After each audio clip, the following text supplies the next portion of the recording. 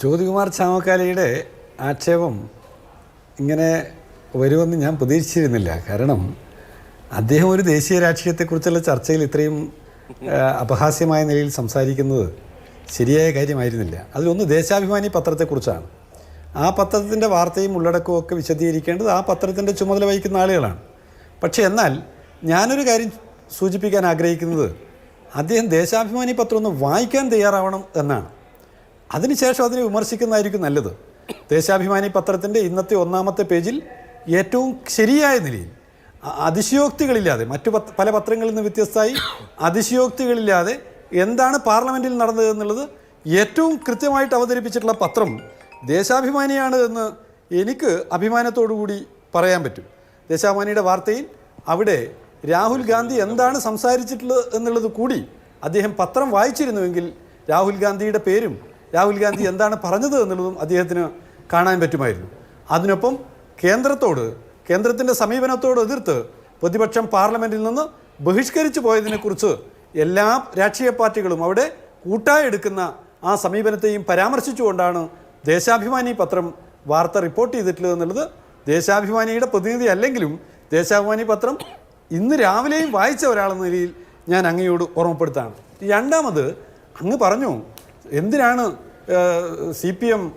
ഞാൻ CPM-ൻ്റെ മറ്റു പ്രവർത്തകരെ എൻ്റെ സഹപ്രവർത്തകരെ ഞാൻ ഉപദേശിക്കണം, എന്താണ് CPM ഒരു ശരിയായ സ്റ്റാൻഡ് എടുക്കണം. രാജസ്ഥാനിൽ ദാനം കിട്ടിയ സീറ്റാണ്, രാഹുലിൻ്റെ ദാനം കിട്ടിയ സീറ്റാണ്. പ്രിയപ്പെട്ട ജ്യോതികുമാർ ചാമക്കാല, ഞങ്ങൾക്ക് കോൺഗ്രസിൻ്റെ ദാനം കിട്ടിയ സീറ്റ് കൊണ്ട് ജീവിക്കേണ്ടുന്ന കാര്യമില്ല. അങ്ങ് മനസ്സിലാക്കിക്കൊള്ളൂ, കോൺഗ്രസിനോട് എതിർത്ത് രാജസ്ഥാൻ്റെ നിയമസഭയിൽ വിജയിച്ച BJP-യോട് എതിർത്ത് കോൺഗ്രസിനോടും BJP-യോടും എതിർത്ത് രാജസ്ഥാനിൻ്റെ നിയമസഭയിലേക്ക് ചുവന്ന കൊടിയുമായി നടന്നു പോയിട്ടുള്ള വ്യക്തിയുടെ പേരാണ് അമ്രാറാം എന്നുള്ളത് മറന്നുപോകരുത്. ആ അമ്രാറാമാണ് സിക്കറിൽ നിന്ന് CPIM-ൻ്റെ ചിഹ്നത്തിൽ ഇന്ത്യൻ പാർലമെൻറ്റിലേക്ക് ലോകസഭയിലേക്ക് തിരഞ്ഞെടുക്കപ്പെട്ടിട്ടുള്ളത് എന്നുള്ളത് അങ്ങയോട് ഓർമ്മപ്പെടുത്തുകയാണ്. തമിഴ്നാട് അങ്ങ് പരാമർശിച്ചു. തമിഴ്നാടിൽ ലെഫ്റ്റിൻ്റെ സീറ്റ് 4ആണ്, കോൺഗ്രസിൻ്റെ സീറ്റ് 8ആണ്. കോൺഗ്രസിൻ്റെ സീറ്റ് 8ഉം ലെഫ്റ്റിന് കിട്ടിയിട്ടുള്ള സീറ്റ് 4ഉം DMK-ക്ക് അവിടെയുള്ള സീറ്റ് നിങ്ങൾക്ക് അറിയാവുന്നതാണല്ലോ. അവിടെ DMK 24 സീറ്റിൽ അവിടെ ജയിച്ചിട്ടുണ്ട്. എന്തായാലും ഞാനിവിടെ അങ്ങയുടെ കൂടുതൽ കാര്യങ്ങളിലേക്ക് കടക്കാതെ BJP-യുടെ പ്രതിനിധിയോടും, ഇത് ദേശീയ രാഷ്ട്രീയമാണല്ലോ, BJP ഉയർത്തുന്ന കടുത്ത വെല്ലുവിളിക്കെതിരായി ഇന്ത്യ രാജ്യത്തിലെ ജനാധിപത്യ പാർട്ടികളെ മതനിരപേക്ഷ പാർട്ടികളെയാകെ യോജിപ്പിക്കേണ്ടുന്ന ഒരു സന്ദർഭത്തിൽ അവരെ ഭിന്നിപ്പിക്കുന്നതിന് വേണ്ടി നോക്കുകൊണ്ടോ നാക്കുകൊണ്ടോ ഇടകൊടുക്കരുത് എന്ന ഏറ്റവും ശക്തമായിട്ടുള്ള അഭിപ്രായവുമായി ദേശീയ രാഷ്ട്രീയത്തിൽ പോകേണ്ടുന്ന ഒരു പ്രത്യേക ഘട്ടത്തിലാണ് നമ്മൾ നിൽക്കുന്നത്. ഇന്ന് ഞാൻ പാർലമെൻറ്റിൽ സംസാരിച്ച ഒരാളാണ്. ഞാൻ അവിടെ ഓർമ്മപ്പെടുത്തിയിട്ടുള്ള ഒരു കാര്യം, ഞാൻ CPIM-ൻ്റെ പ്രതിനിധി എന്ന നിലയിൽ അഭിമാനത്തോടുകൂടി സംസാരിക്കുകയാണ്. ഇലക്ട്രൽ ബോണ്ടിൻ്റെ ഭാഗമായി ഒരു നയ പൈസ കൈപ്പറ്റാത്ത ഒരു രാഷ്ട്രീയ പാർട്ടിയുടെ പ്രതിനിധി കൂടിയാണ് ഞാൻ എന്ന് പറഞ്ഞുകൊണ്ടായിരുന്നു ഞാൻ സംസാരിച്ചത്.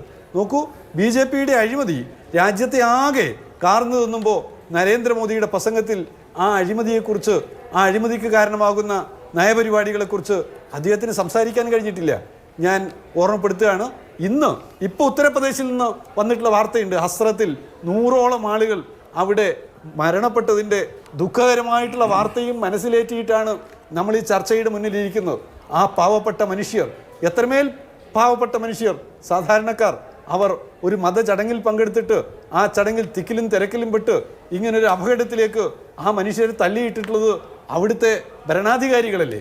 പിഞ്ചു കുട്ടികൾക്ക് ഓക്സിജൻ കിട്ടാതെ പെടഞ്ഞു മരിച്ച ഉത്തർപ്രദേശിൽ തന്നെയാണ് ആ തിക്കിലും തിരക്കിലും പെട്ട് 100ഓളം ആളുകൾ മരണപ്പെട്ടിട്ടുള്ളത്. മനുഷ്യരെ കൊലക്ക് കൊടുക്കുന്ന, കൂട്ടക്കുരുതിക്ക് കാരണമാകുന്ന നയം നടപ്പിലാക്കുന്ന ഒരു പാർട്ടിയാണ് BJP. ആ പാർട്ടിയുടെ ഭരണമാണ് ഉത്തർപ്രദേശിൽ നടക്കുന്നത് എന്നുള്ളതാണ് നമ്മുടെ മുമ്പിൽ ഇപ്പോൾ ഒരു യാഥാർത്ഥ്യമായിട്ട് കാണുന്നത്. ജനങ്ങളുടെ ജീവിതത്തിന് സുരക്ഷയൊരുക്കാൻ പറ്റാത്ത, ജനങ്ങളുടെ ജീവിതത്തിന് യാതൊരു ഉറപ്പും നൽകാൻ പറ്റാത്ത ഒരു ഭരണത്തെയാണ് നാം കാണുന്നത്. സർക്കാരിൻ്റെ കടുത്ത പരാജയം നമ്മളവിടെ കാണുകയാണ്. എന്തുകൊണ്ടാണ് ജനജീവിതത്തിൻ്റെ സുരക്ഷയെക്കുറിച്ച് മോദിക്ക് പറയാൻ പറ്റാതെ പോയത്? രാം പഥ് നിർമ്മിച്ചിട്ട് ആ കുഴി, വലിയ കുഴി നിങ്ങൾ കണ്ടിട്ടുണ്ടാവും. 845 കോടി രൂപയാണ് അഭിലാഷ് ചെലവഴിച്ചത്. എന്നിട്ട് ഇപ്പോൾ കുഴിയിലാണ്. അവർ പണം 1800 കോടി രൂപ ചെലവഴിച്ചു എന്ന് പറയുന്ന രാമക്ഷേത്രത്തിൻ്റെ മുകളിൽ നിന്ന് അവിടെ റൂഫ് ചോരുകയാണ് എന്ന് അവിടുത്തെ പൂജാരിയാണ് ശരി, പറയുന്നത്. ഓക്കെ. RSS ഉം BJP അങ്ങനെയൊക്കെയുള്ള നിരവധി വിഷയങ്ങൾ MP മാർക്ക് പാർലമെന്റിൽ ഉന്നയിക്കാം.